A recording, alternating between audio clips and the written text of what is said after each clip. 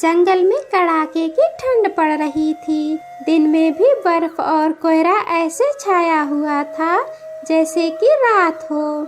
ऐसे में चिड़िया इधर उधर पूरे जंगल में अपनी बेटी के साथ घूम रही थी। मम्मा, हमें कब मजबूत और अच्छा पेड़ मिलेगा? लगता है आज की रात इस कड़ाके की ठंड में हमें खुले आसमान के नीचे गुजारनी पड़ेगी। निराश ना हो बेटी, धैर्य रखो, कोशिश करती रहो। हमें अच्छा पेड़ जरूर मिल जाएगा जिस पर हम अपना घर बना सकेंगे। अगर हमारा घर ना टूटता तो हमें ऐसे ठंड में ठोकर ना खाना पड़ता। यही वजह थी कि वो माँ बेटी ठंड में इधर उधर भटक रही थी। फिर उन्हें एक पेड़ से लटका हुआ एक घोंसला नजर आता है। वे दोनों वहाँ जाती हैं। बेटी सोनो, मिल गया, हमें जगह मिल गई। बेटी, लगता है ये घोंसला कोई पक्षी छोड़ कर गया है। हम आज की रात इसी घोंसले में गुजार लेंगे। दोनों माँ बेटी उस घोंसले में बैठ जाती हैं। मम्मा, कल हम अपना सुंदर सा घोंसला बनाएंगे। मम्मा, और मेरा बिस्तर कपास से बनाना।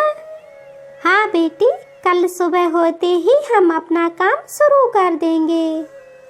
वो माँ बेटी ऐसे बातें कर रही थी, तब तक वहाँ एक कौओं का जोड़ा आ जाता है। वो कौवे बहुत बुरे कौवे थे। घोंसला खाली देखा नहीं कि मुंह उठाए चले आते हैं। भागो यहाँ से, ये मेरा घोंसला है। कौवी बहन, ये घोंसला खाली था इसलिए मैं यहाँ आ गई।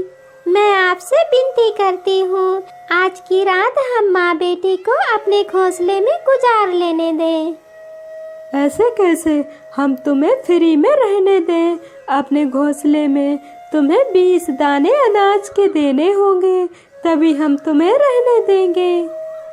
चिड़िया को तो आज की रात काटनी थी। वो कौओं को 20 दाने अनाज के एक पोटली में डालकर दे देती है। कौवे खुशी खुशी चले जाते हैं। आज तो मजा आ गया, हमें फ्री में दाना मिल गया। उस चिड़िया को क्या पता कि वो घोंसला हमारा है ही नहीं। वो तो बुलबुल का घोंसला है जो पिछले हफ्ते ही छोड़कर चली गई है। कालू, क्यों ना हम इस चिड़िया को वो घोंसला किराए पर दे दें? हाँ गोरी, ये सही रहेगा। मैं कल ही उस चिड़िया से बोल दूंगी कि वो वहाँ किराए पर रह ले। ऐसे प्लानिंग करने के बाद कौवे सो जाते हैं। सुबह हो जाती है। गोरी कौवी भागी भागी चिड़िया के पास जाती है, लेकिन चिड़िया तो वहाँ से जा चुकी थी। इधर चिड़िया को एक सूखा पेड़ मिल जाता है।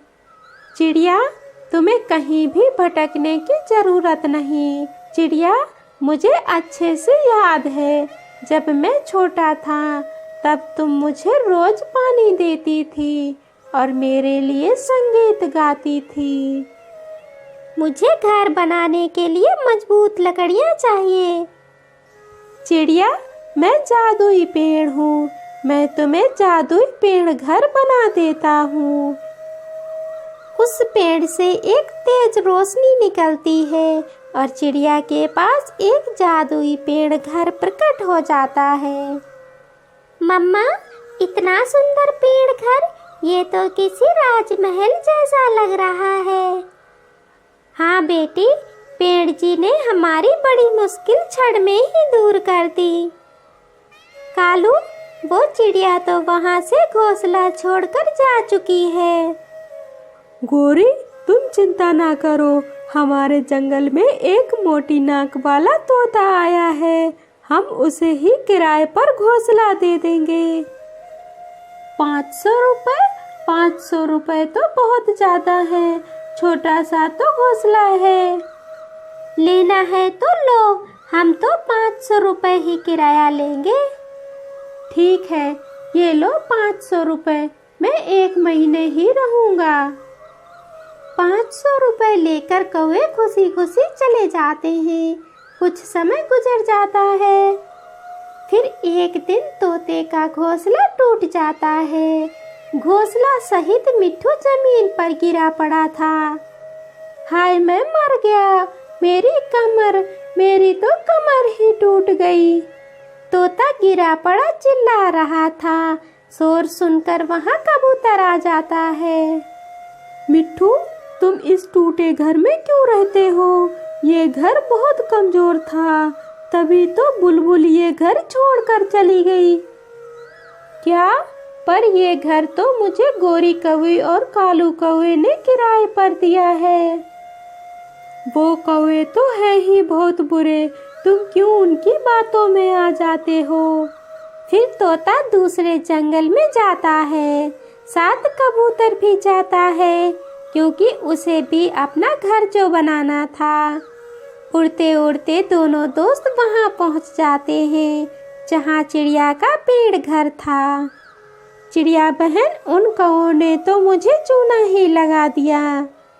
वो कौवे तो मुझे भी चूना लगाना चाह रहे थे, लेकिन मैं उनकी बातों में नहीं आई। फिर वे सभी दोस्त मिलजुल कर रहने लगते हैं। प्यारे दोस्तों, इस कहानी को लाइक और चैनल को सब्सक्राइब करना ना भूलें। आपका धन्यवाद।